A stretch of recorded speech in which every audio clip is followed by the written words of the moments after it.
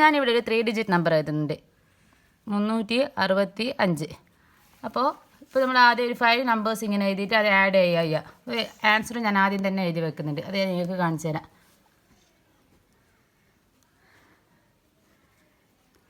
അപ്പോൾ ഇത് എഴുതി വെച്ച് നമുക്ക് വേറെ ആളെ കൊണ്ട് അടുത്ത നമ്പർ എഴുതിപ്പിക്കുക. ഇത് റാൻഡമായിട്ട് നമ്മൾ പ്ലാൻഡേ അല്ല കേട്ടോ.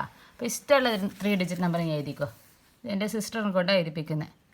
അപ്പോൾ 456. ഇനി ഞാൻ അടുത്ത നമ്പർ എഴുതുന്നത് 543. ഇനി ഒരു നമ്പർ കൊണ്ട് ഇവളെ കൊണ്ട് എഴുതിപ്പിക്കാം. ഇനി അടുത്തത് ഞാൻ എഴുതുന്നത് 799. 799 അല്ല 799. ഇനി നമുക്കിത് ആഡ് ചെയ്യാം.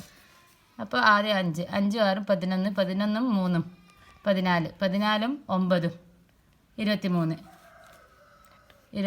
2 ബാക്കിയുണ്ട്. അപ്പോൾ ആ 2 6 8 8 5 13 13 4 17 17 9 എത്രയാ 26. ഓക്കെ, 2 ബാക്കി. അപ്പം 3 2 5 5 4 9 9 5 14 14 2 16 16 7 23.